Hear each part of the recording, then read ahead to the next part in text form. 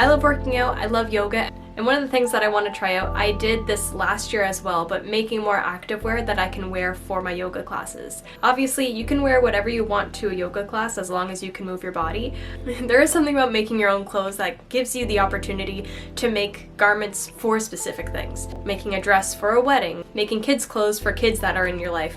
Stuff like that gives you the opportunity to make those things. So because I have the ability and the knowledge to make activewear, I think it's time to make myself something. In my mind, what I'm looking to make is what I call a bike tard. It is a leotard as well as bike shorts, bike tard.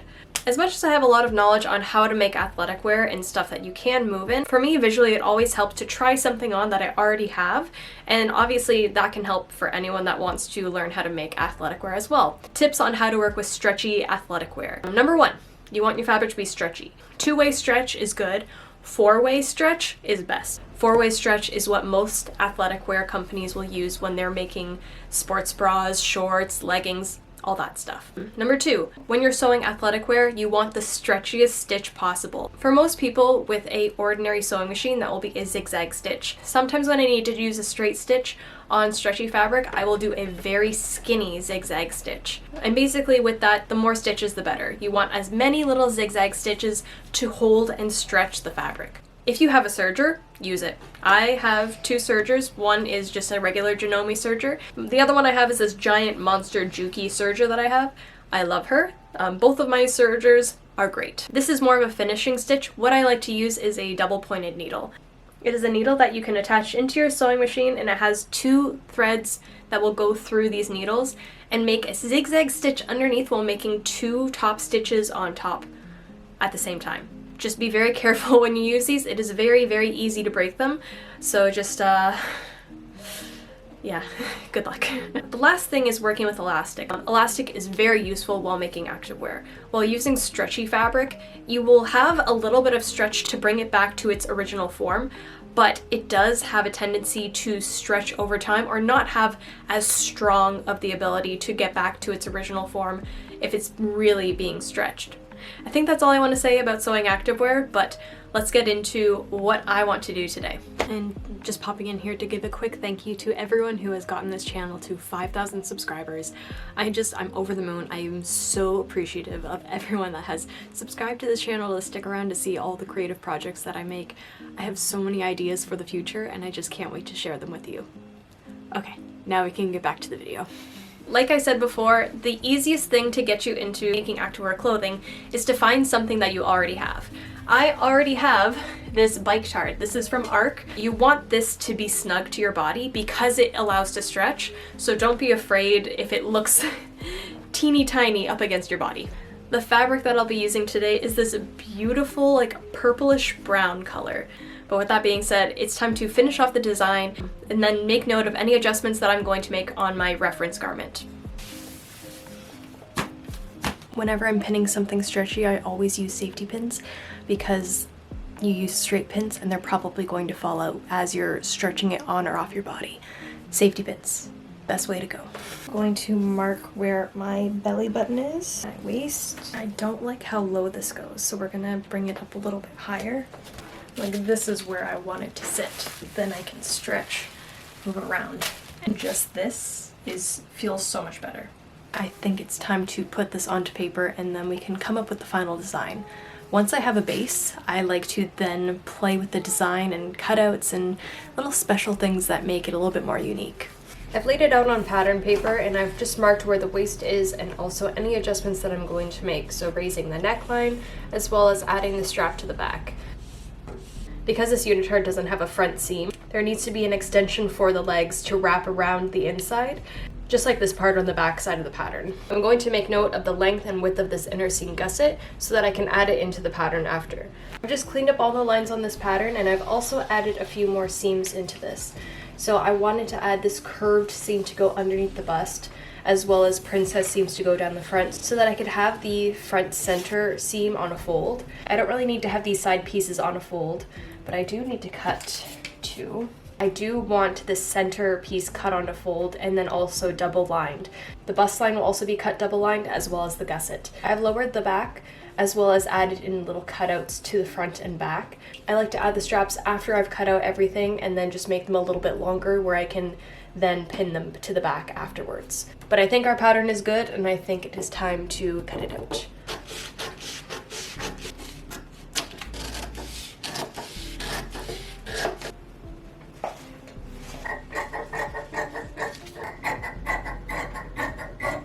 I think I'm going to take this back piece and turn it into 2 pieces because I can't fit it onto my fabric, so we're gonna do that right now.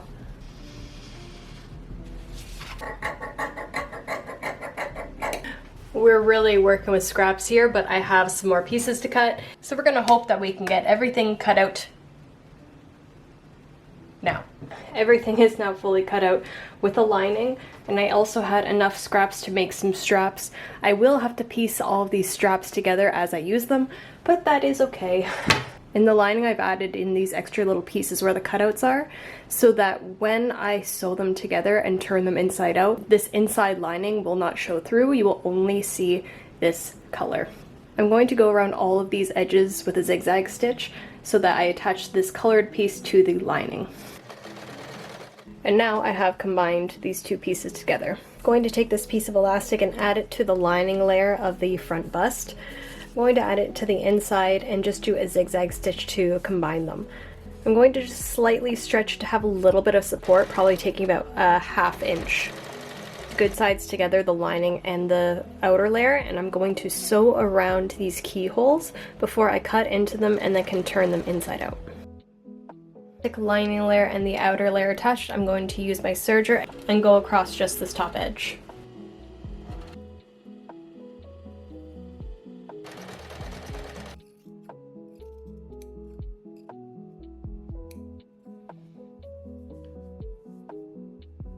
Now I've turned everything inside out, and I'm going to do a zigzag stitch all around the outsides of all of the edges where the lining is attaching and will be attached to other parts, just so that it doesn't slip and slide. For the centerpiece, I just left the lining closed so I could lay it down flat. There's a lot of twists and turns with this piece, so just laying it out flat, stitching around, and then cutting out the lining makes it a little bit easier. I think I made a mistake. I think I needed to add more width to this outer lining piece.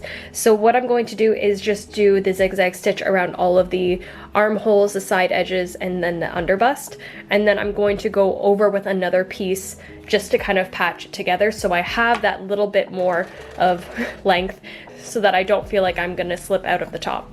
Now for full assembly, we are going to take our front center piece that has the keyhole, 2 side front pieces, and I'm just going to pin it all the way down.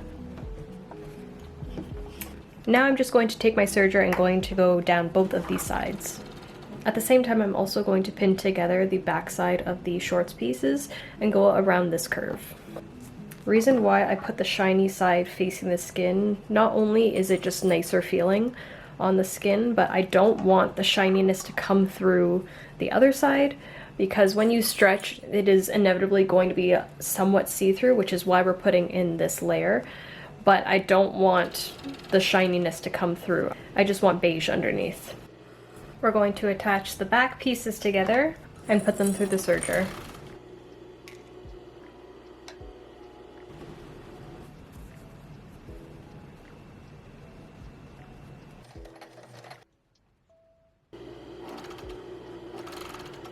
Now we're going to take this gusset. I'm going to fold it in half to find the center, and we're going to pin it along the leg edge. At the same time, we can pin the other side. I cut a tiny notch here so it's easier to lay it flat. We're going to line that up, good sides together, with the gusset on the other side.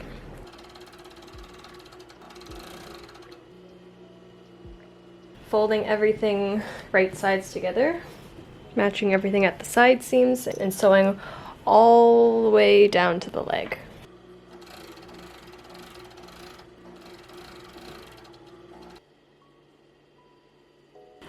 Thinking it's fitting pretty good. I'm really happy with how this looks. So obviously I need to add straps to this. An extra keyhole at the back. We're going to try something to kind of shorten this torso a little bit.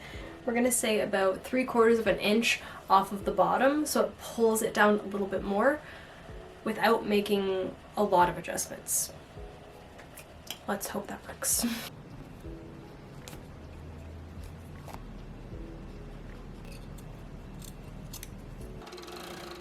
So now the front is very flat. Keyhole is not as wrinkly. I was really hoping to finish this today, and I think that now that I've gotten this part done, I am ready to finish it and wear it to yoga tonight. So let's just finish off those edges really quick. We gotta hem the shorts and then add straps, as well as finishing off the edges for the back. Let's get to that part. For this back here, what I'm going to do is take some of these strips that I've already cut out.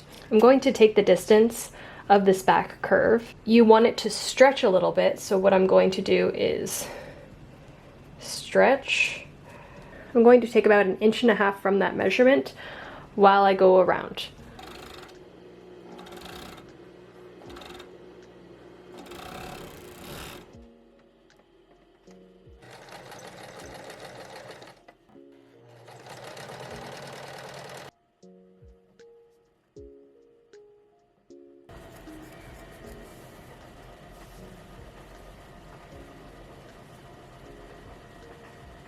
This turned out really nice, so now it is time to finish off with the straps.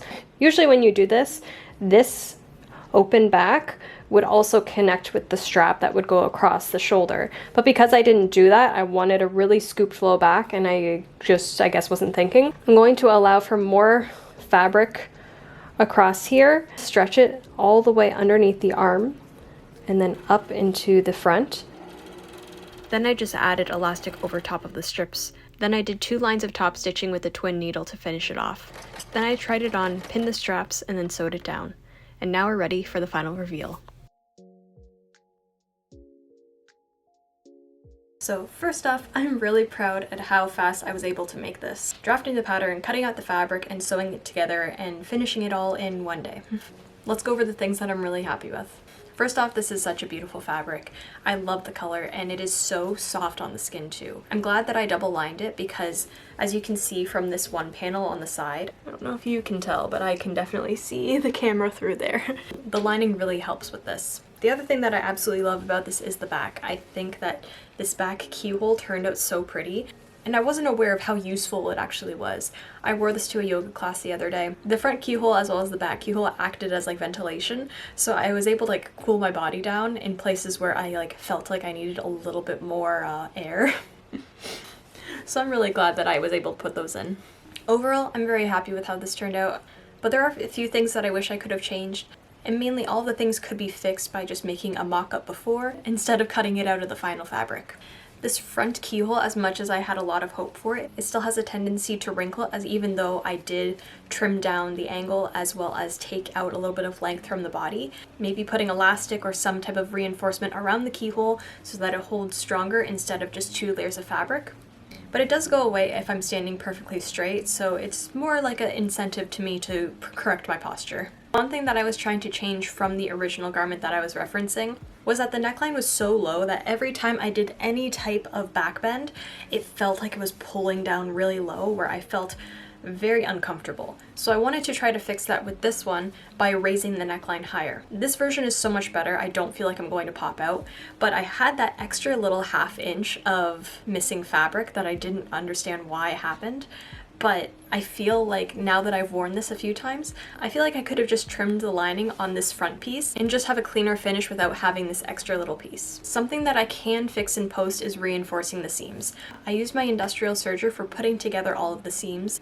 If I don't have the correct color of thread, sometimes the thread can show through if the seam is being stretched. The way that you can fix this is either having a serger with 4 threads instead of 3, where 2 straight stitches are going across so that it really holds the seam tight. Or if you don't have a serger, or your serger doesn't have 4 threads, you can just go back with a small zigzag stitch and create a little bit more reinforcement. I still like making things that I generally need. I was running low on outfits that I could wear to my yoga classes, so this was definitely needed in my wardrobe. This project is actually a really good practice for something that I want to make in July, which will be a bathing suit, because I feel like I still have not found the perfect swimsuit for me to wear. Something that has enough coverage, my butt's not going to pop out, it's going to fit me, and it's just going to be overall my style. So stay tuned for that one. That will probably be my next video. I do have a secret project going on right now, which is why I've been very busy. I will be able to share more of what I'm doing at the end of August. I'm very excited to show you. It is a commission project. The way that it's going right now is just coming together really nicely, so I can't wait to show you guys. It's going to be spectacular. If you'd like to be informed of all of my projects, you can find me on Instagram and TikTok, as well as just subscribing to this channel. Thank you again for hitting 5,000 subscribers. I'm over the moon. I'm so happy. Thank you so much. I appreciate everyone that has come this far, been here from the beginning, new to this channel. And until next time, thank you so much for watching. I hope you have a wonderful day. Bye.